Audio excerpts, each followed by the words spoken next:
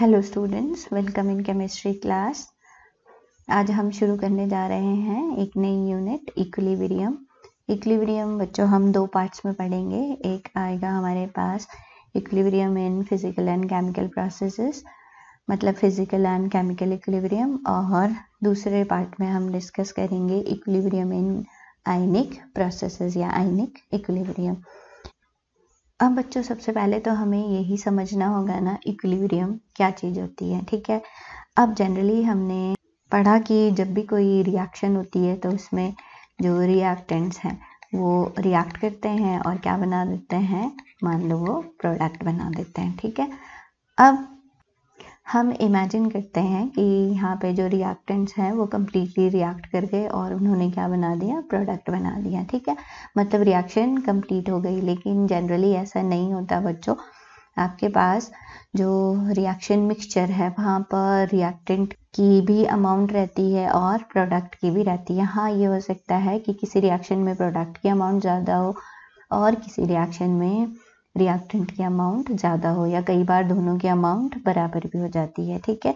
तो eight given temperature जब हम कंसंट्रेशन में रिएक्टेंट और प्रोडक्ट की कंसंट्रेशन में कोई चेंज ऑब्जर्व नहीं करते तो जनरली हम कहते हैं कि वहाँ पर जो है एक पर्टिकुलर स्टेट आ गई and that state is equilibrium, ठीक है। तो इक्विलिब्रियम हम जनरली, ये ज़रूरी नहीं है केमिकल रिएक्शंस के लिए ही अप्लाई करें, हम फिजिकल प्रोसेसेस के लिए भी अप्लाई कर सकते हैं, ठीक है। तो आप क्या बोलोगे, क्या होता है इक्विलिब्रियम, कैसे डिफाइन करोगे इक्विलिब्रियम? तो इक्विलिब्रियम बच्चों एक ऐसी स्टेट है रिएक्शन की या फिजिकल प्रोसेसेस की जहाँ पर मेजरेबल प्रॉपर्टीज़, अब मेजरेबल प्रॉपर्टीज़ कौन सी होंगी? जैसे आपको कैसे पता चलता है कि रिएक्शन हो रही है, तो हम वहाँ पर चेंजेस देखते हैं ना बच्चों, कुछ जैसे कंसंट्रेशन चेंज हो रही है, या जैसे हमारे पास कलर चेंज हो रहा है, या जैसे हमारे पास टेम्परेचर चेंज हो रहा है, ठीक है। तो इन पैरामीटर्स को जब हम ऑब्जर्व करते हैं तो हमें पता चलता है कि रिएक्शन प्रोसीड कर रही है, रिएक्शन हो रही है, ठीक है। फिजिकल प्रोसेस वहाँ पे हो रहा है। लेकिन जब इन मेजरेबल प्रॉपर्टीज़ में कोई चेंज ना आए या ये क्या बन जाए, कांस्टेंट बन जाए, ठीक है, तो हम बोलते हैं कि वहाँ पे एक स्टेट आ गई जिसको नाम दे देते हैं इक्विलिब्रियम, ठीक है। तो equilibrium is the state in a process और in a reaction in which measurable properties become constant or we do not observe any change in these measurable properties। आप इसको कुछ इस तरह से भी समझ सकते हो बच्चों की, मान लो हमारे पास, आपको बताया ना, एक टग ऑफ वॉर होता है, रस्सा कस्सी का जो है खेल होता है। तो उसमें मान लो हमारे पास दो टीम्स हैं, टीम ए और टीम बी, है ना।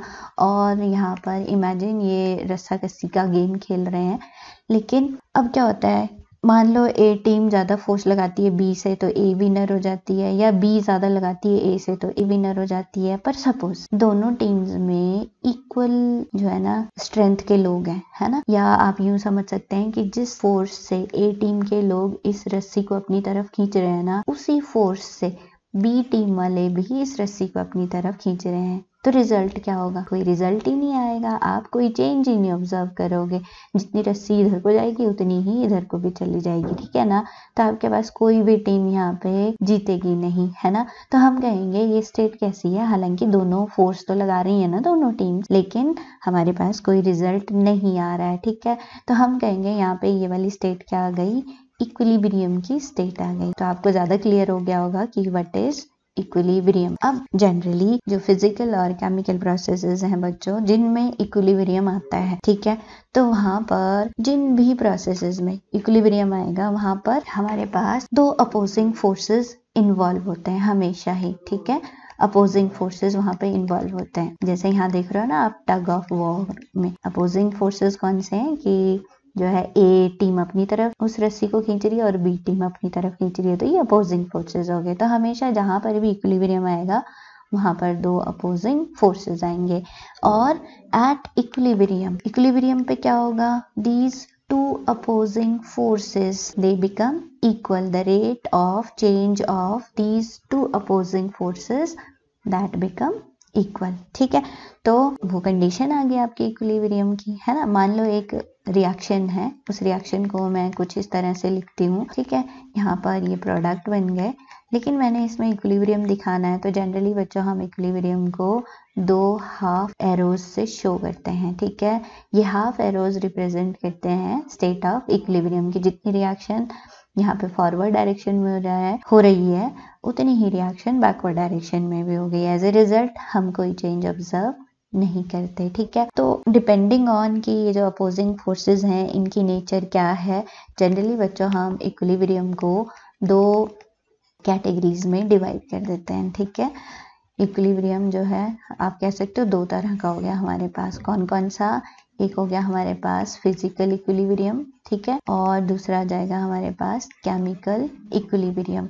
अब फिजिकल इक्विलिब्रियम क्या होगा? तो जो है जहाँ पर अपोजिंग फोर्सेस वो किस तरह के हैं, वो they are involving physical changes, मतलब अपोजिंग फोर्सेस में फिजिकल चेंजेस आ रहे हैं। ठीक है, तो हम वहाँ पे बोलेंगे कि फिजिकल इक्विलिब्रियम आ रहा है। ठीक है, या फिजिकल, आप सिंपल ऐसे भी याद रख सकते हो बच्चों कि फिजिकल प्रोसेसेस में जो इक्विलिब्रियम एस्टैब्लिश होगा दैट इज फिजिकल इक्विलिब्रियम। ठीक है, और जहाँ पर अपोजिंग फोर्सेस में केमिकल चेंज आ रहा है, ठीक है, केमिकल चेंज आ रहा है, तो उनको हम बोलेंगे केमिकल इक्विलिब्रियम वहां पे आ रहा है। ठीक है, तो इस तरह से हम इक्विलिब्रियम को डिवाइड कर देते हैं फिजिकल और केमिकल इक्विलिब्रियम में। तो आज इस वीडियो में हम फिजिकल इक्विलिब्रियम, उसकी डिफरेंट प्रोसेसेस जिनमें फिजिकल इक्विलिब्रियम एस्टैब्लिश हो रहा, और साथ में फिजिकल इक्विलिब्रियम की कैरेक्टरिस्टिक्स डिस्कस करेंगे। ठीक है ना बच्चों? तो बच्चों हम लेंगे इक्विलिब्रिया।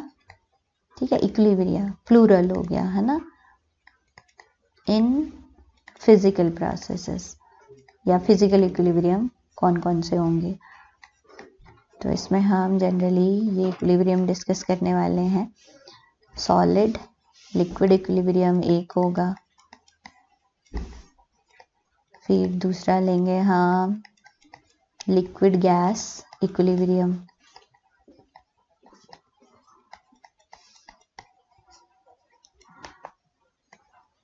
सॉलिड गैस इक्विलिब्रियम, और साथ में बच्चों दो और इक्विलिब्रियम लेंगे जिनमें आएगा हमारे पास सॉलिड सॉल्यूशन इक्विलिब्रियम, और दूसरा आएगा हमारे पास गैस इन सॉल्यूशन इक्विलिब्रियम। तो ये हमारे पास डिफरेंट फिजिकल इक्विलिब्रियम आ गए। वन बाय वन डिस्कस करते हैं इनको। सबसे पहले हम ले लेते हैं सॉलिड लिक्विड इक्विलिब्रियम। अब पहले मैं एग्जाम्पल बताती हूँ आपको, फिर समझेंगे इसे हम। अब पहले मैं एग्जाम्पल बताती हूँ आपको, फिर समझेंगे सॉलिड लिक्विड इक्विलिब्रियम क्या होता है। अब मान लो बच्चों मेरे पास थर्मस फ्लास्क ले लेती हूँ मैं, और उसमें क्या रखती हूँ, उसमें कुछ आइस पीसेस रख देती हूँ। इस तरह से थर्मस फ्लास्क है, उसमें आइस है, और साथ में उसमें हम रख देते हैं, ये थर्मस फ्लास्क मैंने बना लिया, और इसमें थोड़ा सा पानी रख लेते हैं। ठीक है, और इसको जो है क्या कर देते हैं, बंद कर देते हैं। तो क्या होगा बच्चों, आप अगर इसको जो है एक पर्टिकुलर टेम्परेचर पर हमने रख दिया इसको और बंद कर दिया, ठीक है, साथ में अब क्योंकि थर्मस फ्लास्क है तो नो हीट इज एंटरिंग और लीविंग दिस थर्मस फ्लास्क। अब आप थोड़ी देर बाद इसको खोल के देखोगे ना, तो आपको सेम अमाउंट बर्फ भी उतनी अमाउंट में होगी और पानी भी उतनी ही अमाउंट में होगा, मतलब आप कोई चेंज इनमें ऑब्जर्व नहीं करोगे। ठीक है, तो क्या एक्चुअल में यहाँ पे कोई चेंज नहीं हुआ होगा? ऐसा नहीं है बच्चों, एक्चुअली यहाँ पे चेंज हुआ था। कैसे? मान लो हमारे पास आइस थी, ठीक है, अब जैसे ही हमने आइस को जो है यहाँ पे रखा तो आइस ने क्या करना शुरू कर दिया, मेल्ट करना शुरू कर दिया। ठीक है, और जब ये मेल्ट हुई तो यहाँ पर इसके वाटर मॉलिक्यूल्स यहाँ गए, लेकिन वाटर मॉलिक्यूल्स फिर से क्या हुआ, आइस के कांटेक्ट में आ रहे हैं, तो दोबारा से जो है वाटर क्या हो जा रहा है, फ्रीज हो जा रहा और वापस आइस बना दे रहा है। ठीक है ना, तो मतलब यहाँ पर दो प्रोसेसेस एक साथ चल रहे हैं बच्चों, एक तो मेल्टिंग और दूसरा फ्रीजिंग। ठीक है, और इक्विलिब्रियम जब इनमें आता है तो एट इक्विलिब्रियम क्या होता है, rate of melting becomes equal to rate of freezing. ठीक है, जिस रेट पर मेल्टिंग हो रही थी ना, उसी रेट पर क्या हो जाती है, फ्रीजिंग भी हो जाती है। तो मतलब दोनों रेट बराबर हो जाते हैं। अब दोनों रेट जब बराबर हो गए तो हम क्या कहेंगे, यहाँ पर इक्विलिब्रियम एस्टैब्लिश हो गया। ठीक है, और इस इक्विलिब्रियम पर हमारे पास जो अमाउंट थी ना यहाँ पे आइस और वाटर की, वो क्या हो गई, कांस्टेंट हो गई। ठीक है, और साथ में टेम्परेचर, यहाँ पे जो फिजिकल प्रॉपर्टी कांस्टेंट हुई है दैट इज टेम्परेचर। टेम्परेचर भी यहाँ पर कांस्टेंट हो गया। ठीक है, तो इस तरह से सॉलिड लिक्विड इक्विलिब्रियम में ये जो दो अपोजिंग फोर्सेस हैं, rate of melting becomes equal to rate of freezing, और जो फिजिकल प्रॉपर्टी टेम्परेचर है वो कांस्टेंट हो जाती है। इसी तरह से नेक्स्ट जो है टाइप ऑफ इक्विलिब्रियम ले लेते हैं हम, लिक्विड गैस इक्विलिब्रियम। अब इस लिक्विड गैस इक्विलिब्रियम में भी एग्जाम्पल से ही समझेंगे बच्चों। मान लो मेरे पास क्या करते हैं हम, सपोज यहाँ पर एक कंटेनर लेते हैं। ठीक है, और इस कंटेनर को पहले बिल्कुल खाली कर देते हैं। ठीक है, और यहाँ पे हम एक मैनोमीटर लगा देते हैं। अब मैनोमीटर क्या होते हैं बच्चों, जनरली जो एपरेटिसेस प्रेशर को मेजर करते हैं। ठीक है, उनको हम मैनोमीटर बोलते हैं। जो लैब में जितनी गैसियस प्रेशर को मेजर करेंगे उनको मैनोमीटर बोलते हैं। तो सपोज ये जो है मेरे पास एक कंटेनर है, इसको हमने पहले इवैक्यूएट कर दिया, इसको बिल्कुल जो है खाली कर दिया है, इसमें कोई जो है गैस भी नहीं रहने दी हमने, और फिर हम इसमें भर देते हैं पानी। अब क्या होता है, यहाँ पर ये जो मैनोमीटर है इसमें सपोज ये मरकरी का लेवल है, यहाँ पर मरकरी का लेवल है। अब हमने यहाँ पे पानी भर दिया और इसको एक पर्टिकुलर टेम्परेचर पर रख दिया।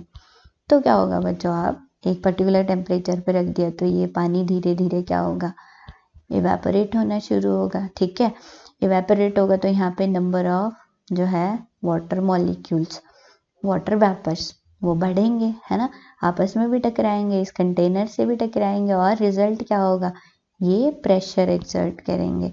प्रेशर एक्सर्ट करेंगे तो क्या होगा, यहाँ से ये जो यहाँ पे मरकरी का लेवल है, यहाँ पे मरकरी रखा हुआ है, ये जो मरकरी का लेवल है वो धीरे धीरे इंक्रीज होगा।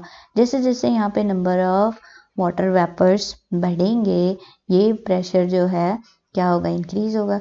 इसका मतलब इस जो है प्रेशर मरकरी लेवल को इंक्रीज हो होके यहाँ पहुँच जाना चाहिए। लेकिन पहले तो आप इसमें क्या इंक्रीज ऑब्जर्व करोगे, लेकिन आफ्टर सम टाइम ये जो लेवल है ना मरकरी का, दैट बिकम्स कांस्टेंट। अब यहाँ तो वेपोरेशन कॉन्टिन्यूसली हो रही है, वेपोराइजेशन कॉन्टिन्यूसली हो रही है। ठीक है, लेकिन ये जो मरकरी का लेवल है ये कांस्टेंट क्यों हो गया? एक्चुअली बच्चों इस स्टेज पर जब ये लेवल कांस्टेंट हो जाता है ना, तो यहाँ पर दो अपोजिंग फोर्सेस बराबर हो जाते हैं। वो अपोजिंग फोर्सेस कौन से होंगे?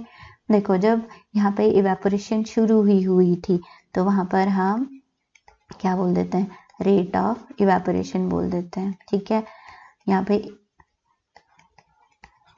आपका वाटर इवेपोरेट हो रहा था। अब जब ये वाटर वेपर्स हैं, जब ये आपस में टकरा रहे हैं तो क्या होगा, कोई वाटर वेपर्स आपस में टकरा गए और जो है उनकी एनर्जी कम हो गई, तो वो फिर से क्या हो गए, कंडेंस हो गए, है ना।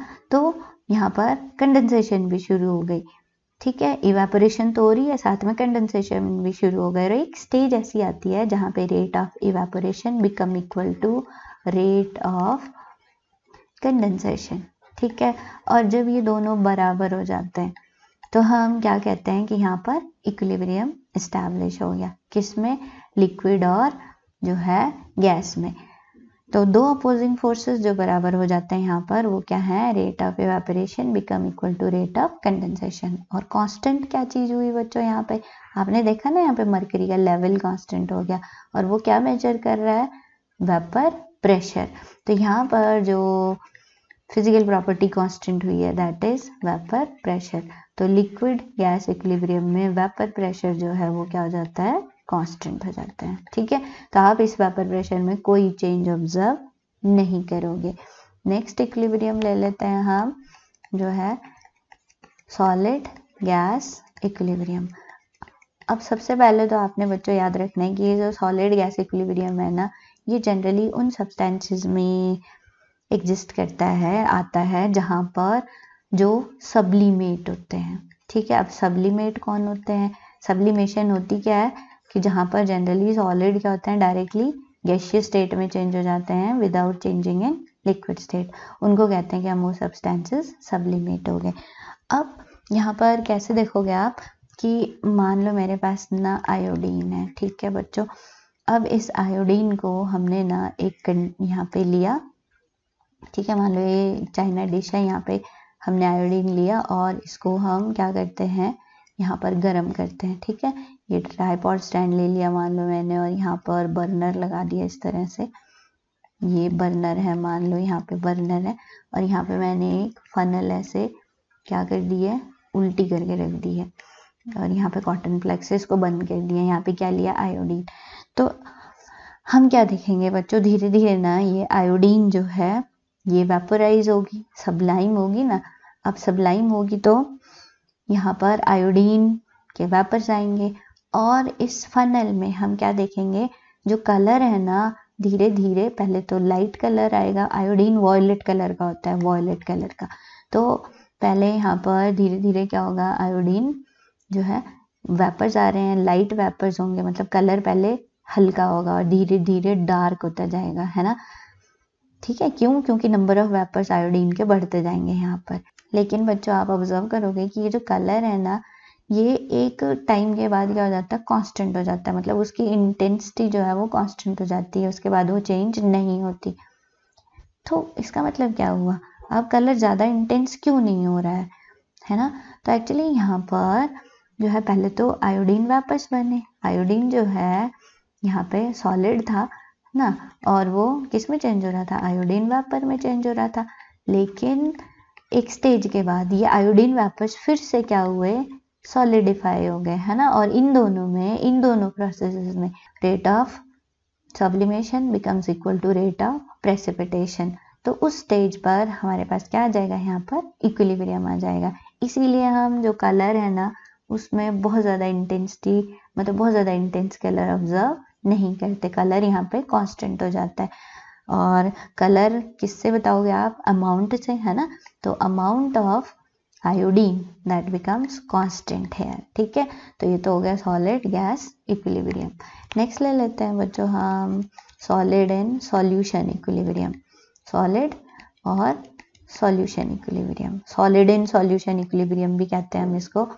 अब कैसे समझेंगे, पहले देखो यहाँ पर मान लो बच्चों हमारे पास कोई सॉलिड है, ठीक है। सपोज यहाँ पे मैं एक सिंपल सा एग्जांपल लेती हूँ, मान लो मेरे पास शुगर है, ठीक है। अब इस शुगर को हम पानी में डाल रहे हैं, यहाँ पे वाटर ले लिया मैंने, और हम क्या कर रहे हैं, मान लो ये शुगर हम वाटर में डाल रहे हैं। तो एक गिवन वॉल्यूम में एक डेफिनेट अमाउंट शुगर की डिसॉल्व होगी, है ना। मान लो एक डेफिनेट अमाउंट मैंने ले लिया और फिर हम इसको शुगर को डिसॉल्व कर रहे हैं, ठीक है। तो पहले ये डिसॉल्व होगा, है ना, मतलब डिसॉल्व होगा। अब एक स्टेज ऐसी भी आएगी बच्चों जब ये डिसॉल्यूशन क्या होगी, आप ऑब्जर्व करोगे कि फर्दर शुगर जो है डिसॉल्व ही नहीं हो रही है, ठीक है। तो पहले तो डिसॉल्व हो रहा था और बाद में डिसॉल्व नहीं हो रहा। आप देखोगे कि यहाँ पर जितना आपने शुगर डाली वो वैसी की वैसी रह गई, मतलब उसमें वो डिसॉल्व ही नहीं हुई। पर एक्चुअल में यहाँ पर क्या था कि पहले तो ये घुल रही थी, मतलब वहाँ पे क्या हो रहा था, डिसॉल्यूशन प्रोसेस हो रहा था, ठीक है। तो यहाँ पर मैं रेट ऑफ डिसॉल्यूशन लिख देती हूँ, डिसॉल्यूशन हो रही थी।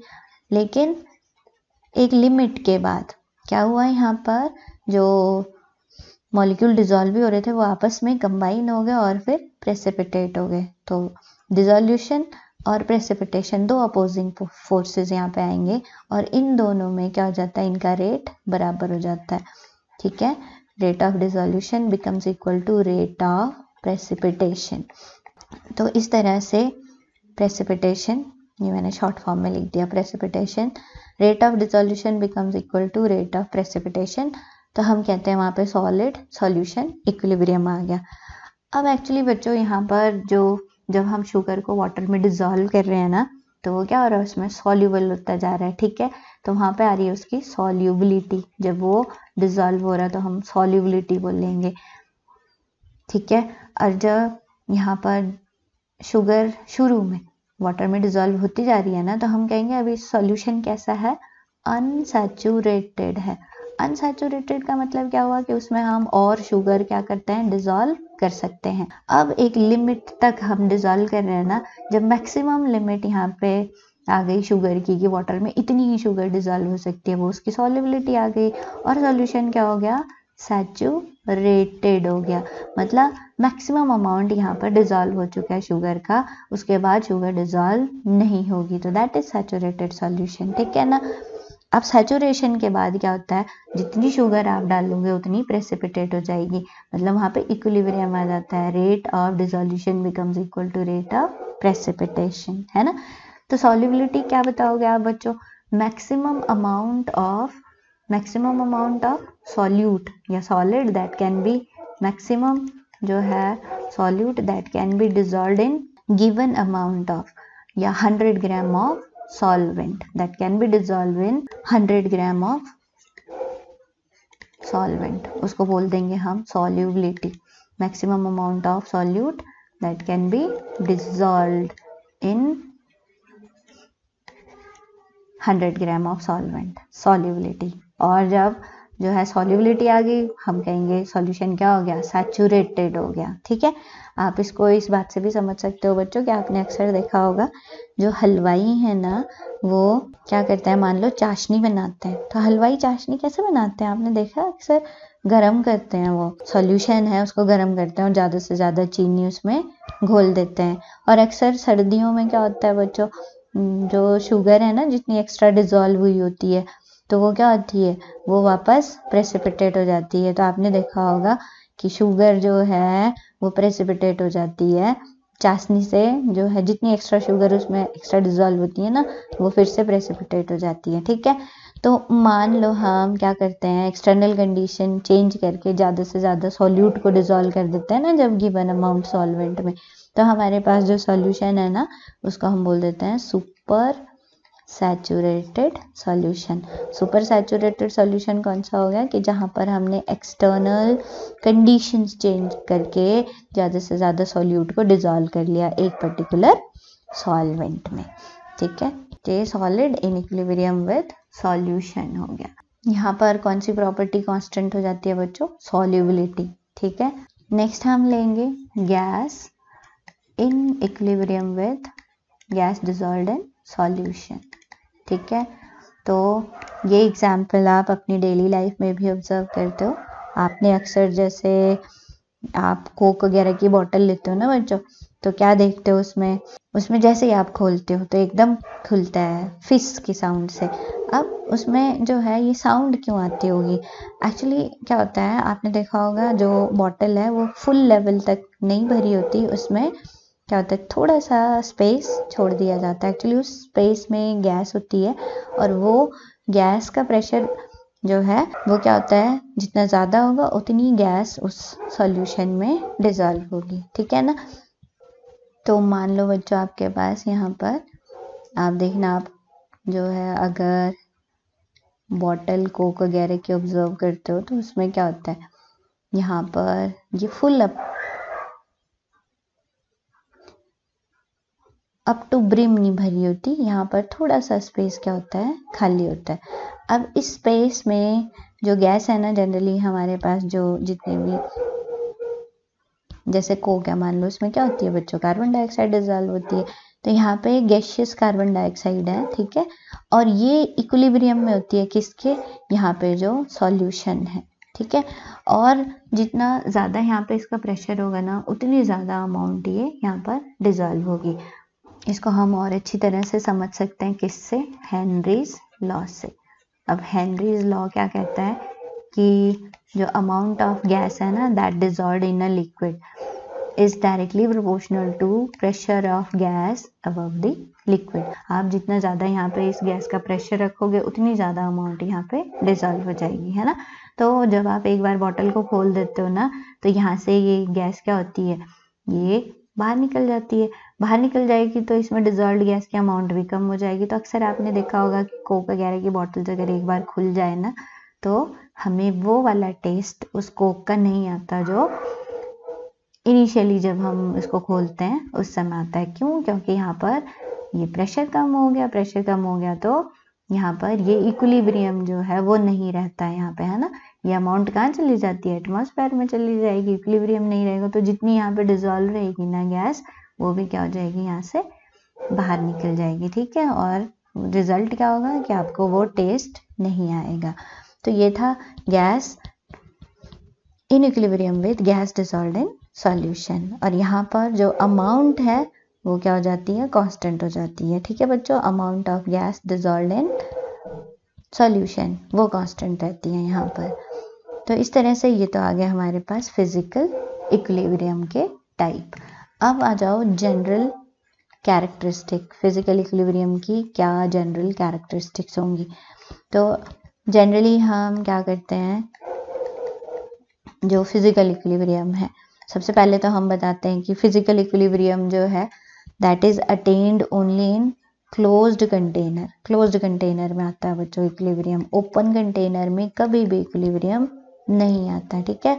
और स्पेशली जिनमें गैसेस इन्वॉल्व हो रही हैं वहां पे तो बिल्कुल भी इक्विलिब्रियम ओपन कंटेनर में नहीं आएगा, ठीक है। तो हमारे पास क्लोज सिस्टम होना चाहिए to attain equilibrium. Open system में कभी भी इक्विलिब्रियम नहीं आएगा, ठीक है। इक्विलिब्रियम पर जो ऑब्जर्वेबल प्रॉपर्टीज हैं वो क्या हो जाती हैं, कांस्टेंट हो जाती हैं। आपने देखा ऊपर भी जो ऑब्जर्वेबल प्रॉपर्टीज थी वो क्या हो गई थी, कांस्टेंट हो गई थी, उनमें कोई चेंज नहीं आता। और आपने याद रखना है कि इस फिजिकल इक्विलिब्रियम में कौन सी प्रॉपर्टी कांस्टेंट हुई थी, ठीक है। इसी तरह से आप बताओगे बच्चों की जो इक्विलिब्रियम आता है ना, इक्विलिब्रियम में जो दो अपोजिंग फोर्सेस हैं वो क्या हो जाते हैं, उनका रेट बराबर हो जाता है, ठीक है। तो rate of to opposing forces that become equal, ठीक है, वो बराबर हो जाता है। कहाँ पर, इक्विलिब्रियम में। इसीलिए तो हम वहाँ पर कोई चेंज ऑब्जर्व नहीं करते जब जो ये दो अपोजिंग फोर्सेस है उनका रेट बराबर हो जाता है। फिर आप बताओगे बच्चों कि अगर हमें इक्विलिब्रियम कहाँ पर आ रहा है ये पता लग जाए, ठीक है, मतलब इक्विलिब्रियम जब आता है तो वहाँ पे कंसंट्रेशन वगैरह कांस्टेंट हो जाती हैं। और अगर हमें उस कांस्टेंट का मैग्नीट्यूड पता लग गया तो हम एक्सटेंट ऑफ रिएक्शन पता लगा सकते हैं, ठीक है।